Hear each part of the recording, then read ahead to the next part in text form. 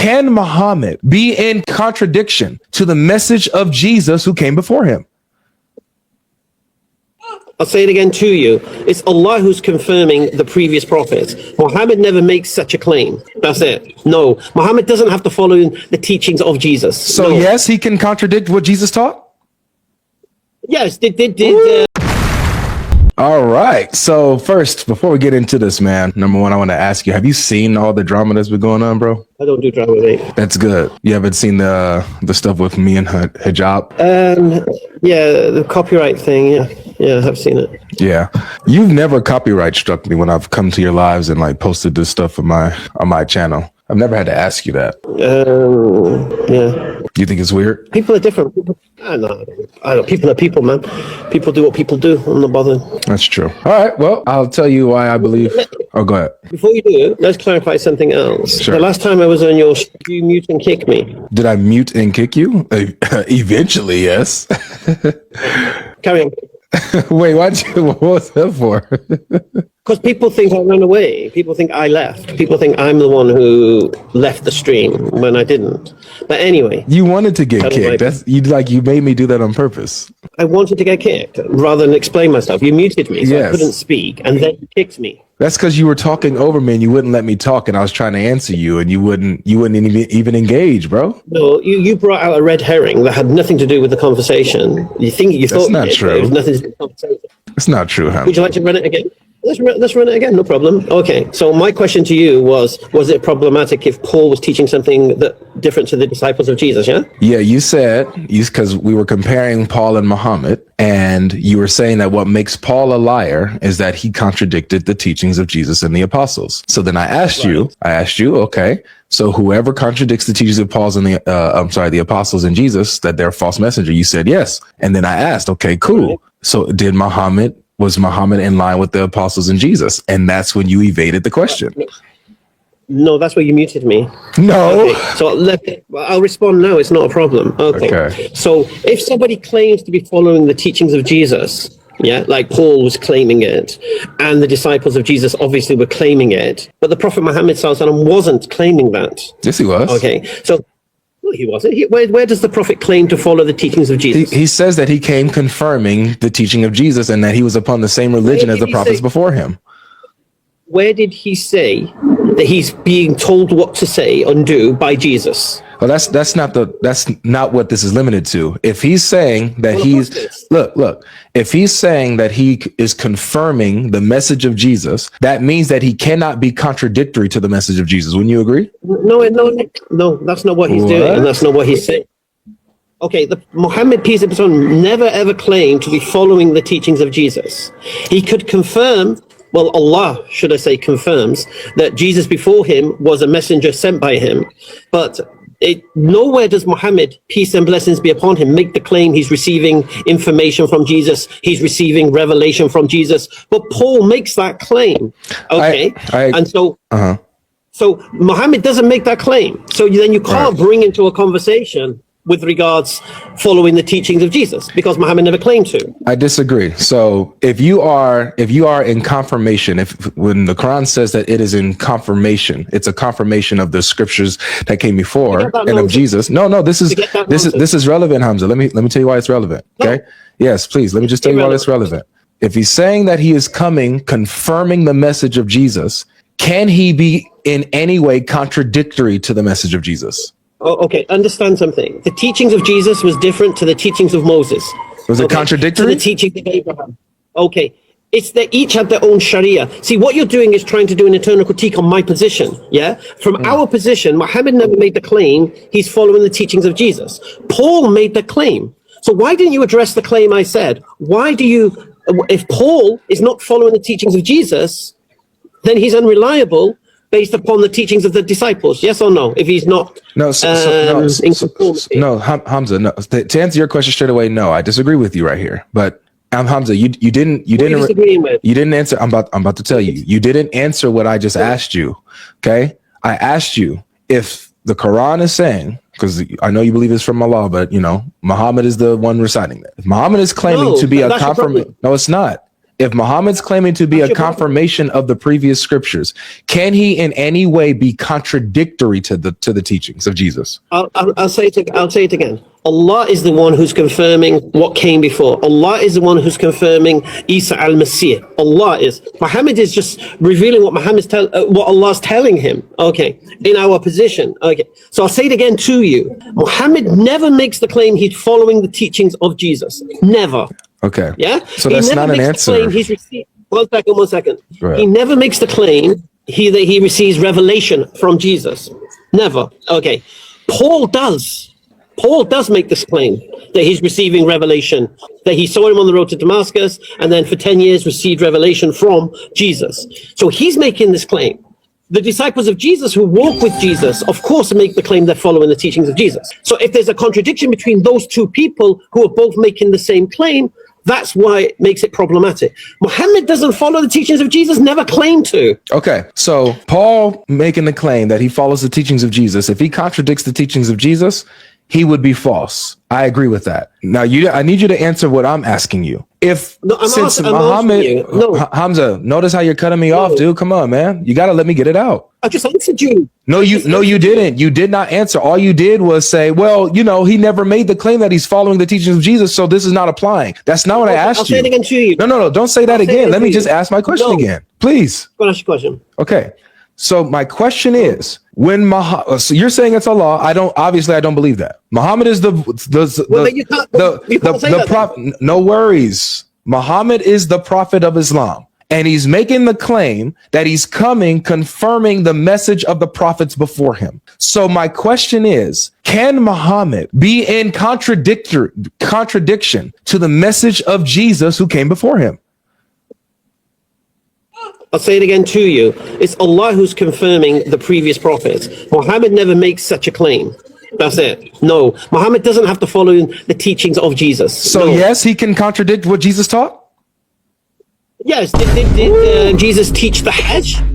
Did Jesus teach the Hajj? That's not contradiction. That's not a contradiction. That's not contradictory. What I'm saying is, what are you talking about? Yeah. So the message of Jesus, the message that Jesus. I'll let you go ahead. Anyway, the message that Jesus, the message that Jesus preaches. Listen. Can Muhammad contradict it? Listen, I've responded. Okay. No, you didn't. You didn't respond. I did. Okay. Now respond to Paul teaching something different to the disciples of Jesus. Bro, you didn't respond. We're holding. Look, this is not going to be unbalanced scales. I agree with you. Look, hear me out. No. I agree with you. Listen, let me get it out. I agree with you that if Paul contradicted the message of Jesus and the apostles, then Paul would be a false teacher. And so that's what I'm at. And so hold on a second, because that's only one side of the coin. The other side of the coin. Well, hold on, because this is what you said. You said that anyone who contradicts the message of Jesus and the apostles is a false messenger. That would go with Muhammad too. No, it wouldn't. So Muhammad can contradict Jesus and be a true messenger? Okay, I'll say it again to you. Does Muhammad claim to be following the teachings of Jesus like Paul and the disciples? He claims. Yes, he doesn't. Look, I can grant you that not in their way, but he does claim to still follow the message of the prophets, that he's in line with them. He doesn't say he's following the teachings of Jesus. If he says if he says that he is confirming the message of Jesus, does that mean that he's in line with what Jesus taught? You keep acting like it's Muhammad writing the Quran. Allah can talk about the previous revelations and the previous prophets. Okay. The point here is this. Muhammad doesn't make the claim that what he's telling you is what Jesus told him to say. Muhammad isn't doing that. Do you? Paul is. But you're still not answering the question. Can you agree that Muhammad makes the claim to be a prophet of Allah? Please forget this. Okay, let's just answer the question. Let's just answer the question that's here. All right. Why do you believe Christianity is true? Let's just roll with it. Sure. I'll let you off the hook on this one, because this was bad. There's no letting me off. No, mate. Okay. You let me off nothing. I did. I let you off the hook, man. You got to thank me. No, you didn't. Okay. Why do I believe Christianity is true? I believe that Christianity is true. One of the big reasons for me is prophecy fulfilled. So I love Isaiah 53 and how it predicts what happened to Jesus on the cross. And I think that is undeniable and irrefutable. So prophecy with Isaiah 53 describing what happens to Jesus, I believe, demonstrates that Christianity is true. So the prophecy, how does that prove Christianity is true? Well, you would agree that prophecy would be revelation of God, right? How does that prove Jesus resurrected? Because it talks about his resurrection in Isaiah 53, or prophesies it. It says that his days will be prolonged after he died. He said he sees children, mate. Yes, he will see seed, his children, his metaphorical children, spiritual children. Since when does that word refer to spiritual children? If you go to Isaiah 57, verse 4, it talks about children of deceit. And so obviously that's children. Like, deceit doesn't have literal kids. No, but when it's talking about a human being having children. Yeah, it could be metaphorical or physical. According to the Jews, okay, why do you believe your understanding of Isaiah is correct rather than the Jewish understanding of Isaiah? Because it's fulfilled prophecy, and their understanding, if it depends on who you ask it. And if you're asking early Jews, like in the Targums, Targum Jonathan says that it's about the Messiah. So what? Says about Israel. No, Targum Jonathan says that it's about, the Targums are like Second Temple, a Jewish interpretation of the scriptures. And so in Targum Jonathan on Isaiah, on the suffering servant passage, it says it's about the Messiah.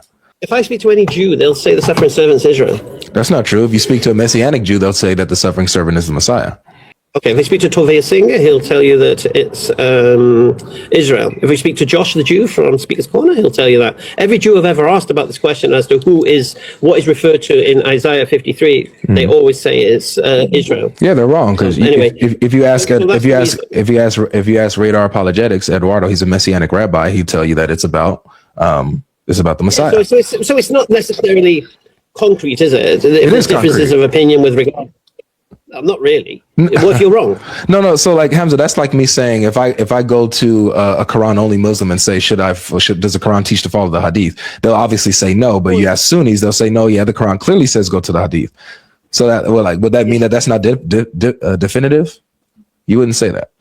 Okay. So Isaiah 53 is the reason you're a Christian. You believe Jesus died for your sins and such, yeah? Yeah. The prophetic revelation behind it. So meaning God actually spoke and revealed this, and it happened, and so that's why it demonstrates that Christianity is true. Why do you believe Jesus? Why do you believe Jesus had to be crucified? Well, because that's what God said He would do. God said in Isaiah 53 that He will crush the suffering servant, His Messiah, and for the sins of the people. Okay, so basically, what you're saying is God had to do this to forgive sins. What I'm saying is that this was God's plan. What I'm saying is that this was God's plan to have an ultimate sacrifice to forgive all sins, that all have an access to eternal life. And so the fact that Isaiah 53 prophesizes this, the fact that this is revelation, shows that this is true. Wouldn't you agree? Well, if you want to take from that your interpretation that you choose to understand it as, and then you go to the Gospels and you read what happens there, where do you get this idea that it's the final atonement for sin? And why is blood necessary? Isaiah 53? To forgive sin?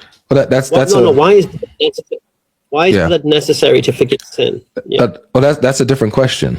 First, because you're kind of dismissing what I'm saying, because you're saying there's other interpretations that disagree with me. I can't look.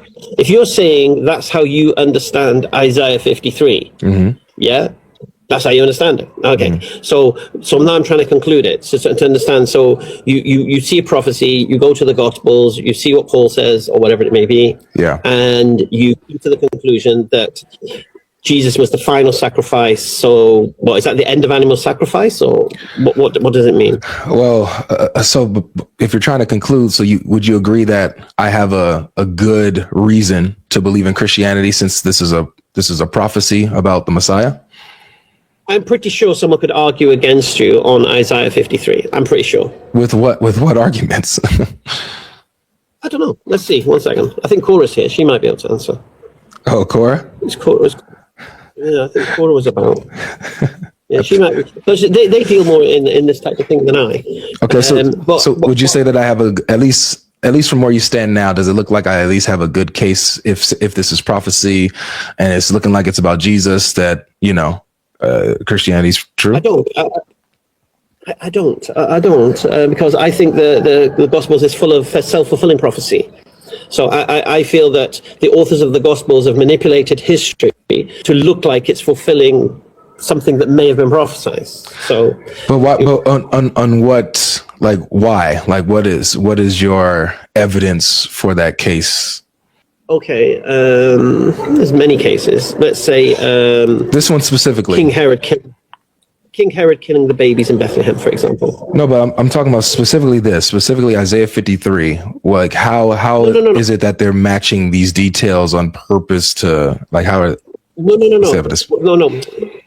What I'm saying to you is, if there's evidence of the authors of the Gospels manipulating the text to act like prophecies being fulfilled and manipulating history to behave like prophecies being fulfilled, then it's problematic to listen to trust what they're saying is reliable or not. Because as soon as your authors of your Gospels have been shown and demonstrated that they will lie and invent history, and that they will manipulate prophecy to try to fit this invented history, you've got a problem with prophecy. I would disagree, because, like, let's even grant this assertion that the gospel writers have manipulated details to seem like it's matching prophecy of old.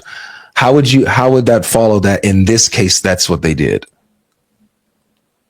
No. Because we can't trust the gospel writers, then. It's not true. Because, like I said, it's true. Of course, it's true. If it's not reliable, the author is not reliable to recall history correctly and to use prophecy correctly. It's very easy to see what's been prophesied, create some kind of fake history, and then say, "Yeah, look, it fulfilled it." Yeah, this is self-fulfilling prophecy.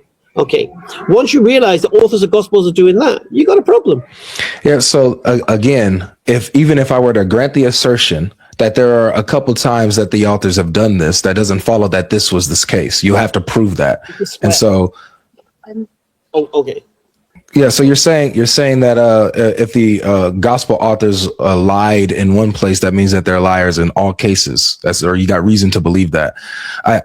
It's like this. I'm pretty sure you heard of Haf's the Haf's argument before, right? How he's known to be a liar with hadith, but you guys trust him with the Quran. Would that mean that you can't trust his recitation of the Quran since he was a liar? Okay, I'll say it again. If the authors of the Gospels are creating false history to fake fulfill prophecy, it's problematic. You got to be consistent, is what I'm saying. Would you reject Haf's reading of the Quran since he's known to be a liar of hadith? So you got this habit of just throwing your things under the bus to try to attack Islam. Relax, I'm not. I don't think that this is an issue. The Christians need. So you don't think it's an issue? The authors of the Gospels are not reliable. That's not a problem for you. No, I'm saying you're wrong about this. But with your assertion, you have to be consistent. Shall I evidence it? No. Yes. So what I'm saying is, Hamza, is that even if I were to grant you this false assertion that the apostles doctored up details to make it look like a prophecy, you would have to come on, man. Please let me land. You're going to have to show that this was the case here with Isaiah 53. But you're saying, oh, well, if they've done it elsewhere, then that means that they're not trustworthy anywhere. So would you have that same thinking when it comes to Hafs, who is known to be untrustworthy with hadith, but you trust him with the most recited version of the Quran, the Hafs Quran? Would you have that same consistency? Right. I never said the apostles were the ones who lied and invented. I said the authors of the Gospels. I'm pretty sure you don't believe the authors of the Gospels were apostles, do you? Yes, I do. And so I believe Matthew was an apostle. I believe John was an apostle. I believe that the Gospels are apostolic. So the apostles that are, or let's even go with gospel authors. You're saying that these authors are untrustworthy in certain areas, so therefore we can't trust them when they're recording the the crucifixion event, and it matches exactly up with what Isaiah 53 says. So I'm saying, if you're going to be consistent, would you then throw away Haf's recitation of the Quran? Because he's known to be a liar. Look. Don't worry about Islam. Okay. Come on. If the authors of the Gospels were, like I said, manufacturing history to create prophecy, yeah, I've already had a conversation with you. You concede that you didn't really concede, but the Bible is corrupt. You believe that, don't you? The New Testament is corrupt, obviously. I don't. You know I don't. No. You don't believe the New Testament is corrupt? No, I don't. Which is why one of the evidences that it's not corrupt is the fulfilled prophecy of Isaiah 53. Why are you're trying to get away from this, man? No. Let's understand something. You don't believe the New Testament is corrupt? How many times I got to say it? I don't believe the New Testament is corrupt. Okay. Muhammad didn't believe the New Testament is corrupt. 1 second. No. How do you understand the word corruption of a text? You're switching the subject, Hamza. No, I'm on point here. Why? Because I premised it that believing that the New Testament, the Gospels, are not reliable, as they've been corrupted. What you have today has been corrupted from its original source, potentially. Yeah. That's fine and all. Well, you're denying that. So you're denying that. Of course, but that's another red herring. Okay. Well, let's evidence that. Yeah? No, not right now. That's not the topic. Okay, the authors of the Gospels were not disciples of Jesus. Mark wasn't a disciple of Jesus. He wasn't an eyewitness. Okay, fine. So who cares? The point is that they record the crucifixion of it that matches exactly what Isaiah 53 prophesied. What is your response to that? No. I'll say it again to you.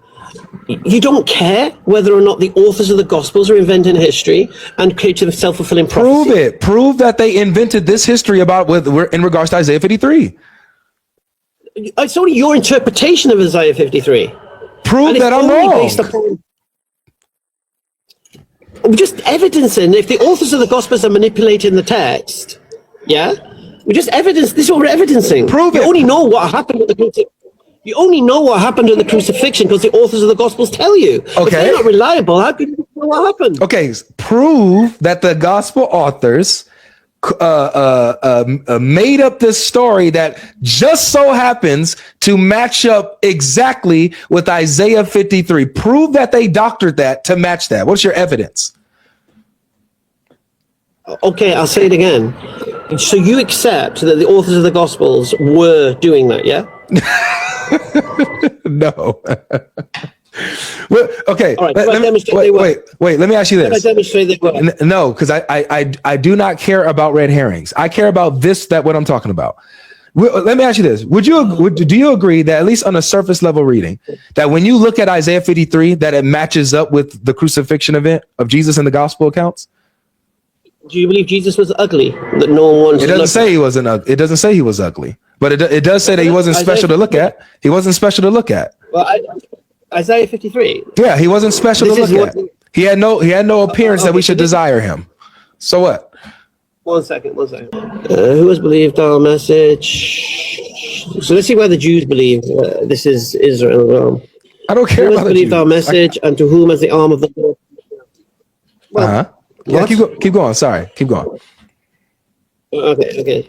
To whom has the arm of the Lord been revealed? He grew up before him like a tender shoot, like a root out of dry ground. He had no beauty or majesty to attract us to him, nothing in his appearance that we should desire him. He was despised and rejected by mankind, a man of suffering and familiar with pain, like one whom people hide their faces. He was despised and we held him in low esteem. Mm-hmm. Who's God talking about? He's talking about the Messiah. And this is Isaiah speaking, by the way. Yeah, so God is speaking through the prophet, isn't he? Well, Isaiah, it's a revelation that Isaiah received from God, sure. But it's not like the verbatim speech of God necessarily, you know? Yeah. It's not. No, it's just a revelation that God gave to Isaiah. He was oppressed and afflicted and opened his mouth. This is the part you like, isn't it? He was led like a lamb to the slaughter and as a sheep before its shearers. So he didn't open his mouth. By oppression and judgment he was taken away. Yet who of his generation protested? Okay, a few. For he was cut off from the land of the living. For the transgression of my people he was punished. Mm-hmm. Okay. See, my people is Israel. Israel's being saved. Isaiah Right. He was assigned a grave with the wicked, was he? Yes. Was he assigned a grave with the wicked? Yeah, he was crucified with 2 thieves and died a criminal's death. Well, no, he died according to what you believe. Yes, my sister. So he was what? A thief's death. He died a criminal's death. He died. Being crucified is a criminal's death, and he was crucified with 2 thieves. 1 second. No, that's not who. You didn't have to be a criminal to be crucified. Yes. Well, according to the Roman. It's a criminal's death. The Roman.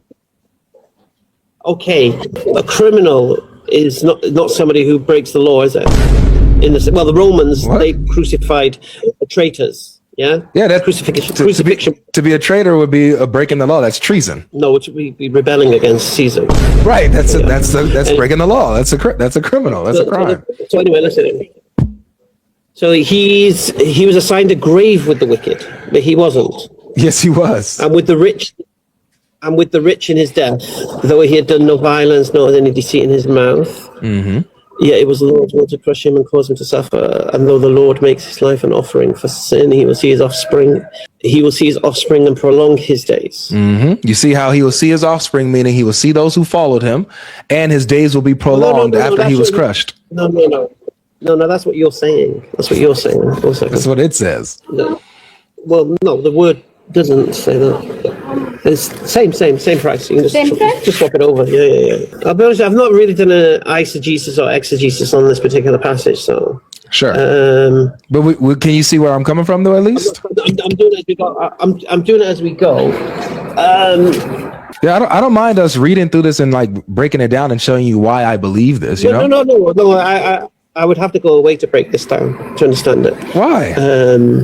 Why can't we do it here? Because I don't do things on the fly, and I don't do ad hoc response either, which I feel like I'm being pushed into ad hoc response, and I hate ad hoc response from anyone. So the last thing I'm going to do is ad hoc it. Right. No. So Hamza, what I'm saying is I'm not trying to push you or challenge you necessarily on this, but I don't mind going through it. But the thing with me, I don't roll this way. If I've not done an exegesis or really looked into it, then I don't start giving. And you're bringing this as your evidence. So this is your reason, yes, for believing that this is referring to. 1 second, yes. I think Libiano's here because I know he knows this. I don't talk to him. Would you mind if Libiano? I definitely. I don't talk to him. He's blacklisted from me. He cursed my wife, slandered my wife on the internet. I don't talk to guys like that. And I think that you would understand if a guy is going on the internet slandering your wife and doing all that kind of stuff. Yeah. No, okay. So, well, no disrespect. Your people who follow you are flipping animals, mate. Well, I'm not going to joke. They're so that's fine. That's different from going on and slandering someone's life. Anyway, I'm thinking, do you want to debate me on Paul? The reliability of Paul? I'm thinking we should do it. Yeah, I'm down for that. When you want to? I've been considering it, thinking, because I was going to write my book first, and I'm thinking maybe debating you on it will help me write the book. Sure. Yeah. We could just let me know, man, when you want to schedule it, and we can prepare. And do you have a particular platform that you want to do it on? Does it matter? Just then, like, you can stream it to your platform. I have it on my platform. It doesn't really matter. We'll get a moderator. Okay. Yeah. And I'll get a fair moderator, no problem. And like I say, you can stream it. I can stream it. It's not a problem. Cool. See, here's the thing. You see what people in the chat don't really like. They think I'm running from this. No, it's not how I roll. I like to understand things. Yeah. But the debate about Paul. Yeah, definitely. I think we should make that happen because I think without Paul, there is no Christianity. So we'll just work out the title. That's all. Yeah. Hit me up and we'll talk about it for sure. I'm down for that. All right. Peace. Take care. We just read. We just read. We just read. Thank you for watching. If you've watched this far, I encourage you, don't just react emotionally. Think. Examine, test the claims. Truth is not determined by volume, tradition, or majority. It's determined by what is true. If you disagree, that's fine. Bring evidence, bring sources, bring logic. But slogans, insults, and repetition are not arguments. The goal here isn't to win debates or humiliate anyone. The goal is clarity, consistency, and truth. If you found value in this, like the video, share it, and follow the page, because these conversations matter. And remember, faith that fears questions is not faith worth defending. See you in the next video.